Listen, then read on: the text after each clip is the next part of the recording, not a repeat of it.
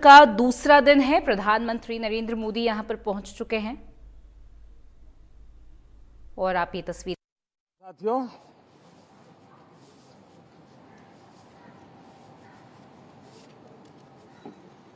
कल राष्ट्रपति जी का उद्बोधन 140 करोड़ देशवासियों के आत्मविश्वास की अभिव्यक्ति था।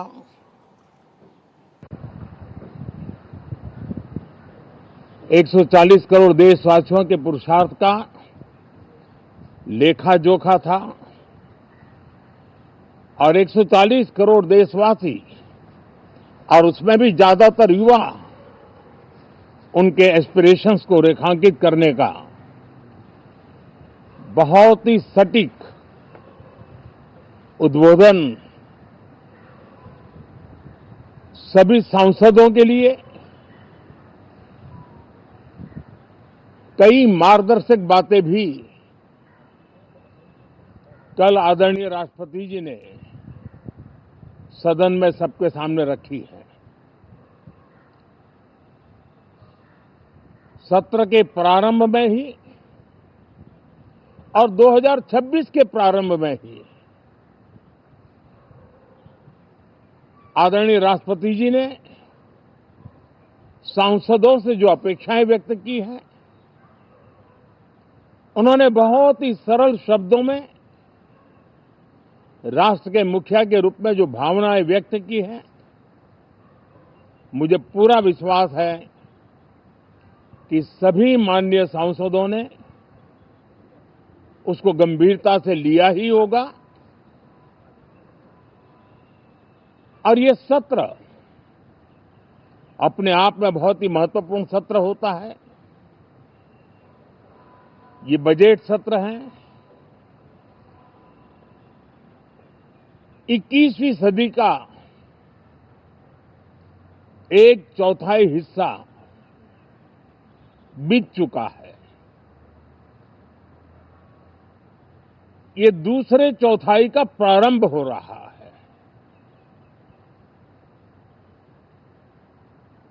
और 2047 विकसित भारत के लक्ष्य को प्राप्त करने के लिए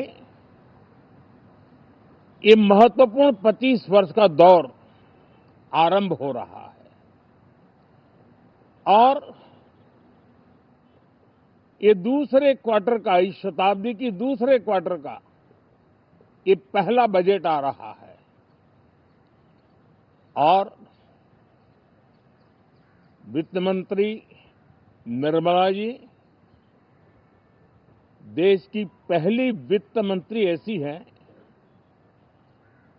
महिला वित्त मंत्री ऐसी है जो लगातार 9वीं बार देश के संसद में बजट प्रस्तुत करने जा रही है। ये अपने आप में एक गौरव पल के रूप में भारत के संसदीय इतिहास में रजिस्टर हो रहा है। साथियों, इस वर्ष का प्रारंभ बहुत ही पॉजिटिव नोट के साथ शुरू हुआ है। आत्मविश्वास भरा हिंदुस्तान आज विश्व के लिए आशा की किरण भी बना है, आकर्षण का केंद्र भी बना है। इस क्वार्टर के प्रारंभ में ही भारत और यूरोपियन यूनियन का फ्री ट्रेड एग्रीमेंट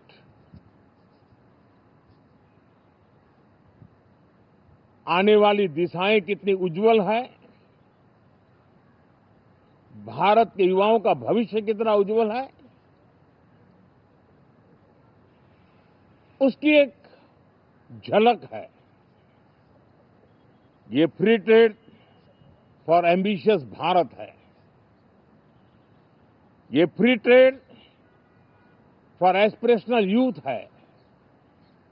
ये फ्री ट्रेड फॉर आत्मनिर्भर भारत है और मुझे पक्का विश्वास है, खास करके जो भारत के मैन्युफैक्चरर्स हैं, वे इस अवसर को अपनी क्षमताएं बढ़ाने के लिए करेंगे। और मैं सभी प्रकार के उत्पादकों से यही कहूंगा कि जब भारत यूरोपियन यूनियन के बीच मदर ऑफ ऑल डील्स जिसको कहते हैं, वैसा समझौता हुआ है, तब मेरे देश के उद्योगकार, मेरे देश के मैन्युफैक्चरर्स अब तो बहुत बड़ा बाजार खुल गया, अब बहुत सस्ते में हमारा माल पहुंच जाएगा, इतने भाव से वो बैठे न रहे।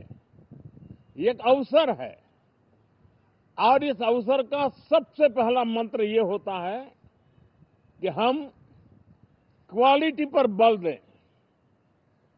हम अब जब बाजार खुल गया है तो उत्तम से उत्तम क्वालिटी लेकर के बाजार में जाएं, और अगर उत्तम से उत्तम क्वालिटी लेकर के जाते हैं तो हम यूरोपियन यूनियन के 27 देशों के खरीदारों के पैसे ही कमाते इतना नहीं, क्वालिटी के कारण से हम उनका दिल जीत लेते हैं और वो लंबे अरसे तक प्रभाव रहता है, उसका दशकों तक उसका प्रभाव रहता है। कंपनियों का ब्रांड देश के ब्रांड के साथ नए गौरव को प्रस्थापित कर देता है और इसलिए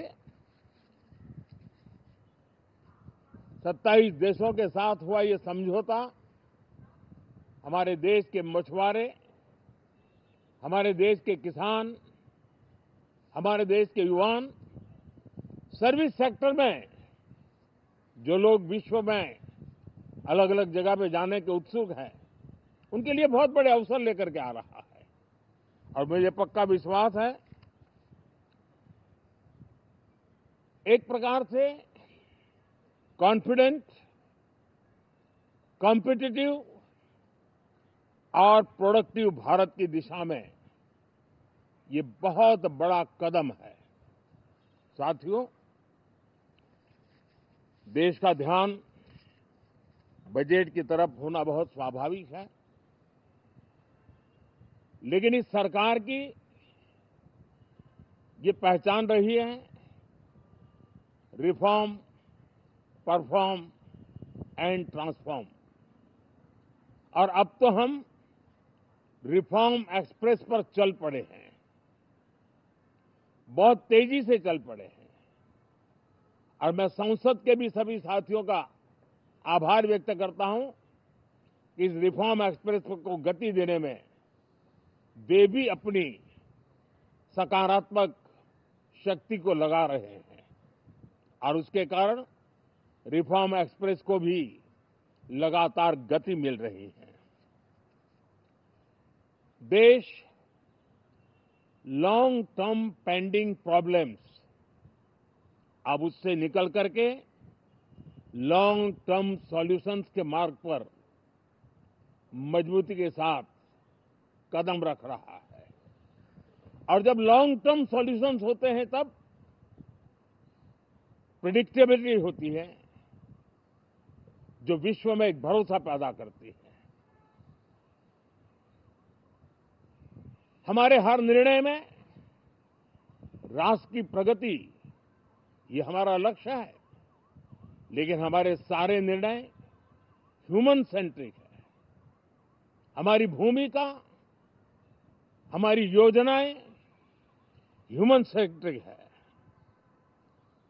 हम टेक्नोलॉजी के साथ स्पर्धा भी करेंगे, हम टेक्नोलॉजी को आत्मसात भी करेंगे, हम टेक्नोलॉजी के सामर्थ्य को स्वीकार भी करेंगे, लेकिन उसके साथ साथ हम मानव केंद्रीय व्यवस्था को जरा भी कम नहीं आंकेंगे। हम संवेदनशीलता की महत्व को तो समझते हुए टेक्नोलॉजी की जुगलबंदी के साथ आगे बढ़ने के व्यू के साथ आगे सोचेंगे। जो हमारे टीकाकार रहते हैं साथी, हमारे प्रति पसंद नापसंद का रवैया रहता है और लोकतंत्र में बहुत स्वाभाविक है। लेकिन एक बात हर कोई कहता है कि सरकार ने लास्ट माइल डिलीवरी पर बल दिया है। योजना फाइलों तक नहीं, लाइव तक पहुंचाने का प्रयास रहता है और यही हमारी जो परंपरा है उसको हम आने वाले दिनों में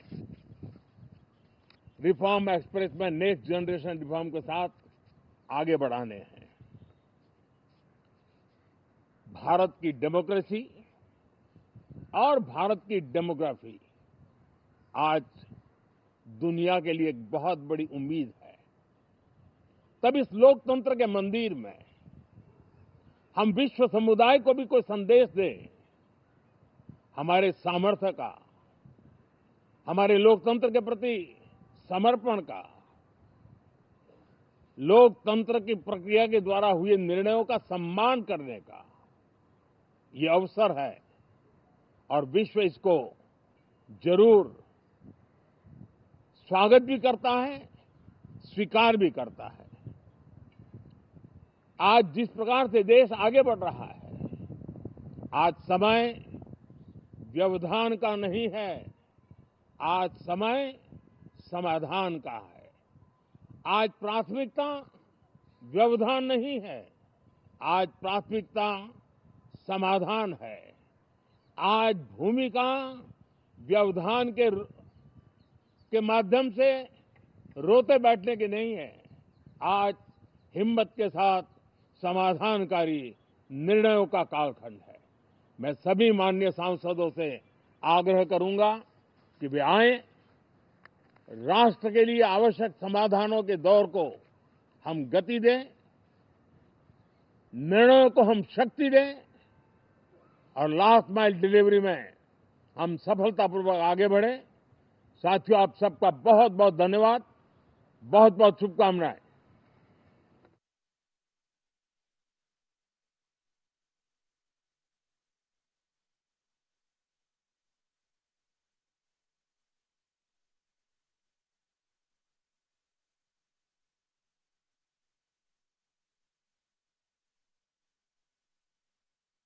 बड़ी खबर, प्रधानमंत्री नरेंद्र मोदी ने किया संबोधन। राष्ट्रपति ने सरल शब्दों में भावनाएं भव्य यहां पर व्यक्त की हैं। राष्ट्रपति का अभिभाषण देशवासियों की आवाज है, प्रधानमंत्री ने कहा। राष्ट्रपति ने कई मार्गदर्शक बातें रखी। यहां पर प्रधानमंत्री नरेंद्र मोदी ने संबोधित करते हुए प्रेसिडेंट द्रौपदी मुर्मू के अभिभाषण का जिक्र किया। उन्होंने यहां पर कहा कि राष्ट्रपति द्रौपदी मुर्मू ने कई मार्गदर्शक बातें यहां पर रखी हैं। प्रेसिडेंट ने सरल शब्दों में भावनाएं व्यक्त की हैं और ये देशवासियों की आवाज है। राष्ट्रपति का अभिभाषण देशवासियों की आवाज है, प्रधानमंत्री नरेंद्र मोदी ने कहा। तो बजट सेशन का दूसरा दिन है जिसकी शुरुआत कल हुई प्रेसिडेंट द्रौपदी मुर्मू के अभिभाषण से। ऐसे में प्रधानमंत्री नरेंद्र मोदी ने संबोधित किया।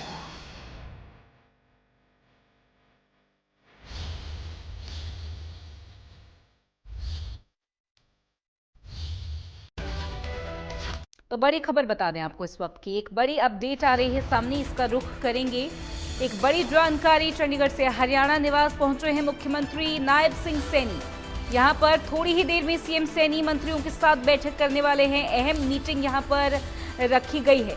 बजट घोषणाओं को, बजट खर्च को लेकर यहां पर मंथन किया जाएगा। बजट फ्रेमवर्क को लेकर मंथन किया जाएगा। सभी मंत्रियों और प्रशासनिक सचिवों के साथ ये बैठक है। लगातार सूबे के CM Nayab Singh Saini back to back marathon बैठकें कर रहे हैं। बजट से पहले ये बैठक भी बेहद अहम है। सभी मंत्री इसमें शामिल होने वाले हैं। इस बैठक में आपको बता दें, नायब सिंह सैनी प्रदेश के मुख्यमंत्री प्रशासनिक सचिवों से भी बात करेंगे और यहाँ पर बजट अनाउंसमेंट्स को लेकर, बजट फ्रेमवर्क को लेकर और बजट के खर्च को लेकर बात होगी। हमारे साथ हमारे सहयोगी साहिल रुखाया लगातार बने हुए हैं। साहिल, यहाँ पर बजट घोषणाओं को लेकर, बजट खर्च को लेकर, बजट फ्रेमवर्क को लेकर सूबे के सीएम नायब सिंह सैनी अहम बैठक करने वाले हैं। क्या जानकारी, क्या डिटेल्स? बिल्कुल, मुख्यमंत्री नायब सिंह सैनी जो है वो हरियाणा निवास में पहुंच चुके हैं और बैठक भी शुरू हो चुकी है। बजट घोषणाओं को लेकर, बजट खर्च को लेकर जो है आज मुख्यमंत्री नायब सिंह सैनी तमाम मंत्रियों के साथ, तमाम प्रशासनिक सचिवों के साथ बैठक कर रहे हैं। तो ऐसे में तमाम अधिकारी भी मौजूद है। तो एक एक घंटा 1 to 1 मुख्यमंत्री नायब सिंह सैनी जो है वो मंत्रियों से बातचीत करेंगे और पूछेंगे कि किस तरीके से जो घोषणाएं जो है वो की गई थी और जो बजट अलॉट किया गया था अब तक कितना खर्च हुआ और क्या उसका स्टेटस है। तो इसको लेकर लगातार चर्चा जो है वो की जा रही है। तो कुछ देर पहले ही मुख्यमंत्री नायब सिंह सैनी जो है वो हरियाणा निवास में पहुंचे थे। तो साहिल, क्योंकि सूबे के सीएम नायब सिंह सैनी यहाँ पर जो है लगातार बजट से पहले बैठकें कर रहे हैं, ये हरियाणा का बजट पेश होने वाला है, जनता का ये बजट है, ऐसे में बाकी लोगों से भी संवाद उन्होंने किया और हर तरीके से सलाह ली गई है। बजट खर्च और बजट रिव्यू पर ये बैठक काफ़ी खास है, क्योंकि पिछले फाइनेंशियल ईयर में, वित्त वर्ष में किस तरीके से बजट के अनाउंसमेंट हुए, कितना उसकी लागत रही, किस तरीके से जो है उस पर अमाउंट खर्च हुआ है, इस पर बात होगी।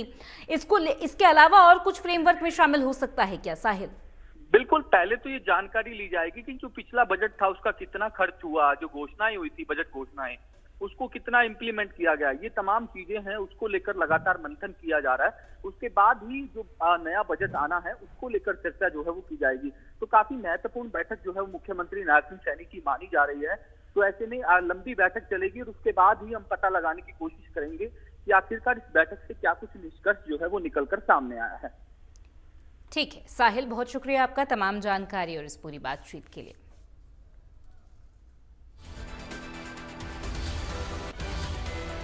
चलिए, तो यहाँ पर सूबे के सीएम नायब सिंह सैनी बैठक में शामिल होने के लिए पहुंच चुके हैं। बैठक को लेकर बाकी की डिटेल्स आपको देंगे। फिलहाल के लिए इस बुलेटिन में बस इतना ही। राम राम।